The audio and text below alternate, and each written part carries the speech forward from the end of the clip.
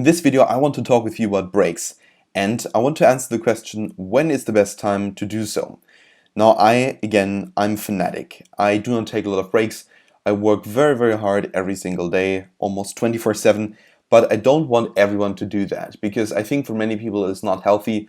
It doesn't make them happy. It actually turns them into such 24/7 hustlers that in the end do not achieve anything because they're too focused on the hustle than on actual skill and actual doing proper work. So understand this. Taking breaks is a good thing. It definitely is. But of course, you should not always take breaks. Not your entire life should be one big break, as many people actually do it. Now, my advice to you is just simply, what kind of goals do you have? And do you really can take, let's say, 5 breaks every single day, or 2 breaks, 2 big breaks a week, let's say a day off or something like that? So for example, Saturday and Sunday off. Or is it perhaps that you only can take 1 break every single day of let's say half an hour or something like that? To be honest, I don't even take a break when I'm eating. I try to, work through the dinner, for example, through supper, through my breakfast, and just get things done. But also I know this is not very healthy. And I just want you to really compare the things that you have in front of you. And that is, first of all, the logical, very kind of logic approach, kind of healthy approach. But then you also got the approach which is perhaps not as logical, but actually gets you places more quickly. There's this current narrative that when you actually take breaks, that you are going to be more productive and faster. In the end, I can really tell you this is connected to the actual ability and the skill and how much work you can put in every single day. Now, for example, if I would take 2 breaks a week, I would not get the things done that I'm getting done right now because I simply can work 18 hours a day.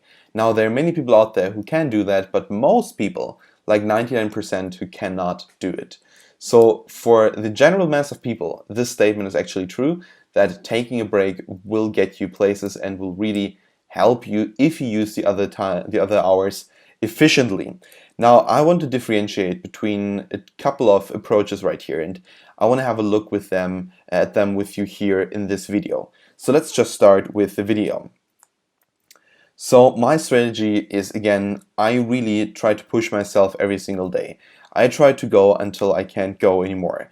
So pushing my limits actually is a good thing for me because every single day I'm getting a little bit better. Every single day I'm improving myself, and I really appreciate that, and I think this is actually getting me places because in the end I started off like everyone else with working, let's say, 2, 4, or 6 hours every single day, and it was difficult for me. But then I started working like 10 hours a day because I had a lot of practice, and then it got easier and easier over time.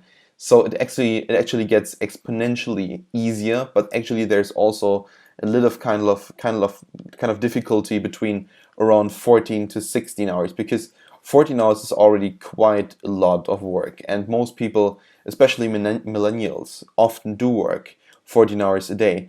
But then to step it up even from 14 hours and to go up to 16 hours or something like that, that is the time where you cannot eat, in the sense that you can eat but that you have to work at the same time.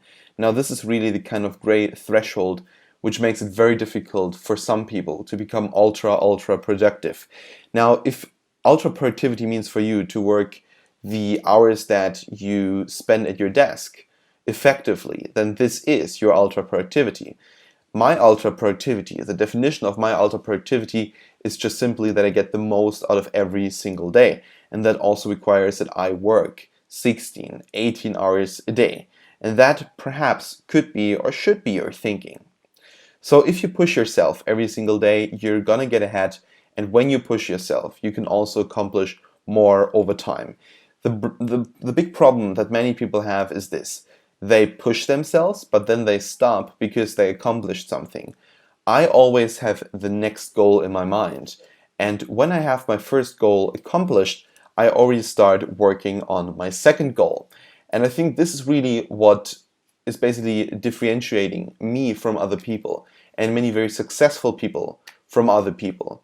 Because, as to quote Lang Lang, one of the Chinese pianists, who once said that basically, if you, when you finish a project, do not know which kind of project you're going to start in the next hour, and after 1 hour you do not know which kind of thing you want to do, you're dead. Your career is dead. Now, of course, this is a little bit drastic and you don't have to believe in it, but I'm a person that always have ideas. For example, it's about Udemy courses. People ask me how I and my company can create so many video courses here on Udemy. Well, we have so many ideas. We come up with sometimes hundreds of ideas every single week, and we just cannot produce all the courses that we have ideas for. Now, in my mind, again, it is a great thing if you can really push yourself to the limits and just get more things done every single day, but for many people, this is definitely unhealthy.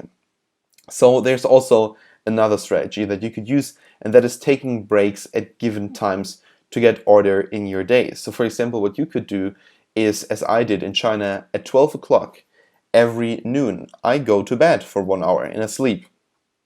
Of course, if you're working in a 9-to-5 job, this is not a good thing and it's probably not possible for you. But for example, when you work in a 9-to-5 job and you come back home at 5 o'clock and you sit down back on your desk, you say, okay, I will now watch for 1 hour YouTube videos, and then afterwards, I'm really gonna hustle, I'm gonna work through the things efficiently, and I'm gonna succeed at what I'm doing. And afterwards you really do that, then of course you won a lot and you put a proper logical break in between your actual work, the 9-to-5 job, and your business, for example, that you can build after you come back home. So that is one of the strategies that you can take. Another strategy is that as soon as you have something accomplished, that you give yourself a break. And of course, these must be bigger accomplishments that take more than a couple of minutes. They must at least take a couple of hours. In my mind, they should rather take a couple of days.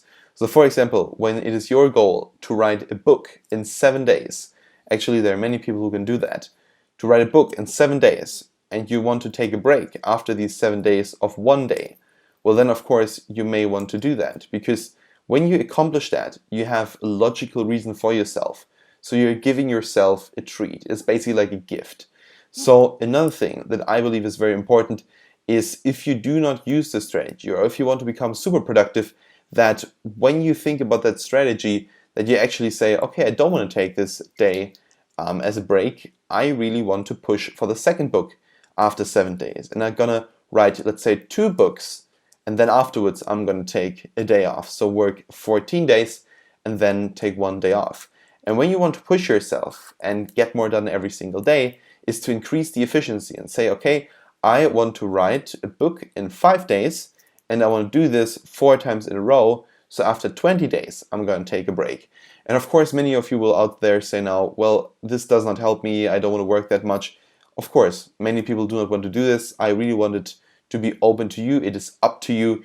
But if you really want to succeed, don't tell me that you don't need to invest a lot of time. So for example, when people say you need 10,000 hours to be an expert at a skill, then you have to invest 10,000 hours.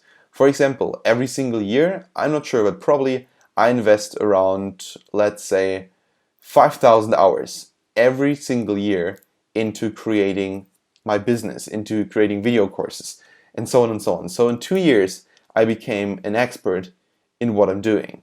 Of course, this is not the perfect rule, but it is quite true in most cases. So in the end, you have to understand this. Breaks are a gift. Breaks should be for you something that you desire and that you want to work for. Now, of course, if you love what you do, and it's basically taking a break all the time because the things that you do are like fun to you, then of course you won the lottery. This is really how it should be. For example, when I'm creating these online video courses, I look outside and I have a beautiful garden in front of me and I'm just creating these courses. It's currently raining here in Berlin, and I just think, this is how I want my life to be. This is a beautiful scene, this is a beautiful thing, and the stuff that I'm doing, the work that I'm doing, is really my hobby. So if you can accomplish that, then of course you don't need to take any breaks anymore, and then you're going to get much more done than if you would have said, okay, I want to do this, but this is not really my hobby or any kind of desire or passion that I have. So this was the video. If you have any more questions, you can text me at any given time in the Udemy Q&A section, and I'll be answering you in the next 6 to 12 hours.